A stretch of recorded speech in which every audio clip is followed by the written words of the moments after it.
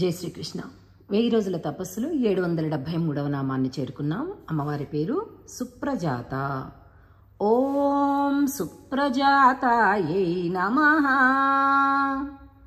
మంచి ప్రకృష్టమైనటువంటి జన్మ కలిగినటువంటి తల్లి, మంచి ప్రకృష్టమైనటువంటి జాతి కలిగినది అని ఇంకొక అర్థం. ఇంకా మంచి ప్రకృష్టమైనటువంటి జాతకము కలిగినది అని అర్థం. సుప్రజ అంటే ఏంటి? మంచి సంతానము అని అర్థం. అంటే మంచి సంతానముగా తాను అయినది, మంచి సంతానము తాను కలిగి ఉన్నది అని అర్థం. సుప్రజాత అంటే ఆరాధకులకు మంచి సంతానమును అనుగ్రహించున్నది అని అన్నమాట. మంచి జాతకమును ఇచ్చున్నది అని అన్నమాట. ఇప్పుడు మనం బాగా సుప్రభాతం అనగానే మొట్టమొదట మనకి జ్ఞాపకం వచ్చేటటువంటి శ్లోకం ఏంటండి? కౌసల్యా సుప్రజారామ కదా. అదే వెంకటేశ్వర స్వామికి కూడా అదే చెప్తాం. వాస్తవానికి అది ఎవరిది? శ్రీరామచంద్రుల వారిని కౌసల్య తల్లి ఇలా నిద్రలేపింది. అబ్బాబ్బబ్బా, ఏమి జాతకము కలిగిన సంతానాన్ని కలిగావమ్మా కౌసల్య తల్లి అని విశ్వామిత్రుల వారు శ్రీమద్ రామాయణంలో చెప్తారనమాట. సో పరిత్వాగ్నే పరిమృతామ్యాయుషా చ ధనేన చ సుప్రజా ప్రజయా భూయాసం సువీరో వీరై.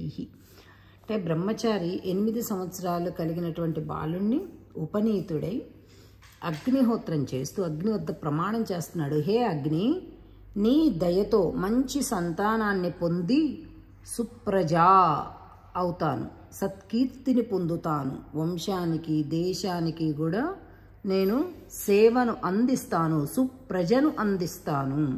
అలాగే సుప్రజని ఇచ్చేటటువంటి అగ్నియే సుప్రజాత అని కూడా పేరనమాట. అగ్నికి కూడా పేరనమాట. మన అదే కదండి గృహస్థాశ్రమం యొక్క లక్ష్యం ఏంటి? దేశానికి, ధర్మానికి, సమాజానికి కూడా ఉపకరించేటటువంటి సంతానాన్ని ఇవ్వటమే సుప్రజ అన్నమాట, సుప్రజాత అన్నమాట. సో అది గృహస్థాశ్రమం యొక్క ప్రధానమైనటువంటి భావం. అలాంటి సంతానం మనందరికీ కలగాలని, ఉన్న సంతానం అలాగా తీర్చిదిద్దబడాలని అమ్మవారిని మనస్ఫూర్తిగా ప్రార్థిస్తూ అమ్మవారి నామాన్ని జపిద్దాం. ఇక ఈరోజు ప్రశ్న, మనము ఎంతవరకు, మన బిడ్డలు సంగతి పక్కన పెట్టండి, మనము ఎంతవరకు దేశం కోసం, ధర్మం కోసం, సమాజం కొరకు చేస్తుంటాం మన ఆలోచనల్లో? అంటే ఇప్పుడు మన ఉద్యోగం మనకు ఉంటుంది, మన ఉద్యోగాలు అంటే మన రెగ్యులర్ బాధ్యతలు ఏవైతే ఉంటాయో అవి చేస్తూనే భావం అది ప్రధానం కదా. దేశం కోసం మనం ఎంత ప్రేమ ఉంటుంది అంటే ఒక సైనికుడి పట్ల కావచ్చు, దేశం కోసం త్యాగం చేసేటటువంటి రాజకీయ పార్టీ కావచ్చు, ఏదైనప్పటికీ కూడా మనం సమాజం కోసం ఎంతవరకు ఉపయోగపడగలుగుతున్నాము. మన అంటే జాబ్స్ వదిలేసని నేను అంటలేదండి, ఉండి భావంతో అంటే మనసు ఎంతవరకు ఉంది? 10%, 20%, 30%, 40, 50, 60, 70, 80, 90, 100. సో ఇలాగ ఎంత పర్సెంటేజ్ అనేది మనం కామెంట్ బాక్స్లో ఒకరికొకళ్ళం షేర్ చేసుకుందాం. ఇక నెక్స్ట్ నామాన్ని 11 సార్లు పలుకుదాం. ఓం సుప్రజాతాయై నమః. ఓం సుప్రజాతాయై నమః. ఓం సుప్రజాతాయై నమః. ఓం సుప్రజాతాయై నమః. ఓం సుప్రజాతాయై నమః. ఓం సుప్రజాతాయై నమః. ఓం సుప్రజాతాయై నమః. ఓం సుప్రజాతాయై నమః. ఓం సుప్రజాతాయై నమః. ఓం సుప్రజాతాయై నమః.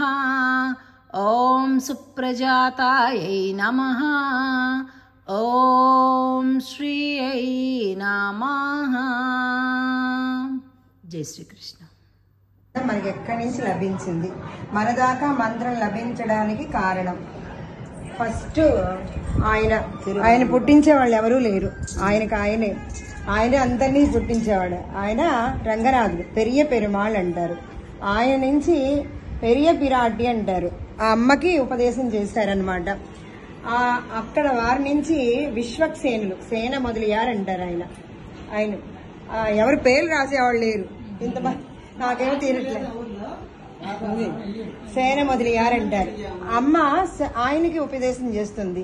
ఆయన నుంచి నమ్మాళ్ళ వారికి ఉపదేశం చేస్తారు. ఆయన నమ్మాళ్ళ వారు శ్రీమన్నాథములకు ఉపదేశం చేస్తారు. నాథములు ఉయ్యకొండార్లు అనేటువంటి వారికి ఉపదేశం చేస్తారు. వారు మణక్కాలు నంబి, వారి ఆళవందాలంటారు. వీరు పెరియ నంబి. తర్వాత మధ్యలో మన పెద్ద హారం ఉందనుకో, ఆ హారానికి బాగా లాకెట్ ఉంటే ఆ హారం గ్రాండ్ గా ఉంటది అనమాట. అంతా పచ్చల పథకం లాగా మధ్యలో రామానుజుల వారు ఉన్నారనమాట. వీళ్ళందరూ కూడా రామానుజుల వారి కంటే ముందు వాళ్ళు, రామానుజుల వారు అవతరించక ముందు వారు.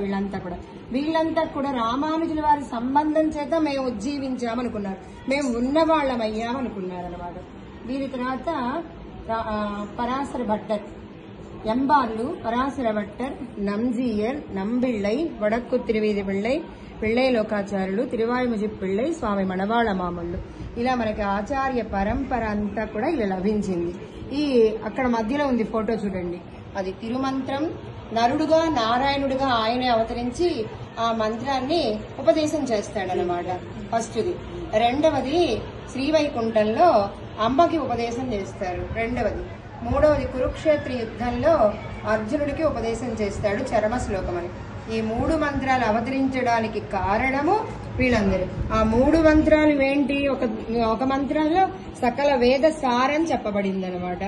అన్ని వేదాన్ని, శాస్త్రాన్ని ఫిల్టర్ చేయగా 3 కుండల్లో 3 వేదాల్ని చిలికితే 3 అక్షరాలు వచ్చినాయట. ఆ ఊ మా అని ప్రణవం వచ్చిందట. ఆ ప్రణవ అర్థమే తిరుమంత్రం, ద్వయమంత్రం, రామాయణం, భారతం, భాగవతం, దివ్య ప్రబంధాలు ఇవన్నీ కూడా. అలా ఈ రత్నహారము రామానుజుల వారు మనకి ఇప్పుడు మన ఆచార్యుల దగ్గర నుంచి మనకి లభించిన మంత్రం వీళ్ళందరూ పొందిన మంత్రం అన్నమాట. ఇప్పుడు మనం పొందినటువంటి ఆ మంత్రం పంచ సంస్కారాలయ్యి. అలాగే అక్కడ నంబెరుమాళ్ళు అంటారు ఆయన్ని. రంగనాథుడేమో మూలవర్లు, ఉచ్చవర్లు, ఉభయదేవర్లు, శ్రీదేవి, భూదేవి. ఇది ఇంతవరకు ఆచార్య రత్నహారం. ఇది తర్వాత తిరువేంగడం అంటే తిరుమల, అయోధ్య, తర్వాత శ్రీవిల్లిపుత్తూరు, ఇది శ్రీరంగం, తిరువరంగం. ఇది మధురైలో అవతరించాడు ఈయన. వడమధుర అంటారు. మధురలో అవతరించిన వాడు కృష్ణయ్య, మధుర. తర్వాత మేల్కోట, తిరునారాయణపురంలో స్వామి యొక్క పాదాల దగ్గర ఉంటుంది అమ్మ. ఇది తిరునారాయణపురం. ఇది కాంచీపురం. ఈ 4 చోట్ల కూడా రామానుజుల వారికి గొప్ప విలక్షణమైనటువంటి వైభవం ఉంది. ఈ 4 చోట్ల కాంచీపురం, తిరుమల, శ్రీరంగం, మేల్కోట. శ్రీరంగంలోనేమో 2 విభూతులు ఉంటాయి మనకి, నిత్య విభూతి, లీలా విభూతి. ఈ 2 విభూతుల్ని కూడా రామానుజుల వారికి అప్పగించేస్తాడు. ఇక నాది కాదు బాధ్యత, నీవే చూసుకోవాలి అని. ఇప్పుడు రామానుజుల వారు అనుగ్రహిస్తేనే మనకి శ్రీవైకుంఠం లభిస్తుంది. ఆయన పెరుమాళ దగ్గరికి వెళ్ళినా మనకి ఆయన ఇవ్వడు అనమాట. ఈయనకి ఇచ్చేసాడు. ఈయనకి ఆ సంపదనంతా కూడా. నిత్య విభూతి అంటే ఎప్పటికీ ఉంటుంది.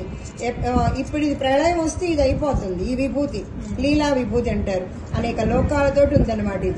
ఈ విభూతి ప్రళయం వస్తే వెళ్ళిపోతుంది. కానీ నిత్య విభూతి అనేది ఎప్పటికీ ఉంటుంది, నిత్యంగా ఉంటుంది అనమాట. ఆ విభూతిని అంటే ఇక్కడ ఎంత ఉందో దీనికి 3 ఇంతలుగా ఉందన్నమాట. శ్రీవైకుంఠం నిత్య విభూతి. లీలా విభూతి మనం చూసే మన దృష్టికి మన సైన్స్ శక్తికి అందినంత కాకుండా అనేక లోకాలు ఉంటాయి కదా, ఆ లోకాలన్నీ బ్రహ్మలోకం వరకు ఉన్నదాన్నంతా కూడా లీలా విభూతి అంటారనమాట. అంటే ఆయన లీలగా చేసినటువంటిది. ఈయన ఇక్కడ శ్రీరంగంలో రామానుజుల వారికి ఈ 2 విభూతుల అధికారాన్ని ఇచ్చేసాడు. ఇప్పుడు మన తండ్రి కనుక రిటైర్మెంట్ అయినాక కొడుకు అప్పచెప్తాడు కదా, అలా అప్పగించేస్తాడు. దేన్ని ఇచ్చాడు? ఆస్తి. ఏం ఆస్తిని? 2 విభూతుల్ని కూడా ఇచ్చేసాడు అనమాట. నిత్య విభూతి, లీలా విభూతి. తరగనంత గొప్ప సంపదని ఇచ్చేసాడు అనమాట. ఇది ఈయన ఇక్కడ కొడుకు స్థానంలో ఉన్నారు రామానుజుల వారు. అలాగే కాంచీపురంలో ఇక్కడ శిష్యుడిగా ఉన్నారనమాట. అంటే తీర్థం తీసుకొచ్చి ఆ తీర్థం కైంకర్యం చేస్తున్నారు అనమాట. తీర్థం అంటే మనం తీసుకునే తీర్థం కాదు, నీళ్లు అనకూడదు అనమాట. బావి నుంచి ఆయనకి ప్రతిరోజు తిరువారాధన చేయడానికిగా అక్కడ ఉన్నటువంటి శాలక్కిణర్ అనేటువంటి బావి నుంచి రోజు తీర్థం తీసుకొచ్చేవారు అనమాట. స్వామికి తిరుమంజనం చేయడానికి కానీ అర్ఘ్యపాద్యాచమనం ఇవ్వడానికి కానీ అది చేస్తూ ఉండేవారు. అయితే రామానుజుల వారు లేదని బెంగపడుతున్నాడు రంగనాథుడు. బెంగపడి రామానుజుల వారిని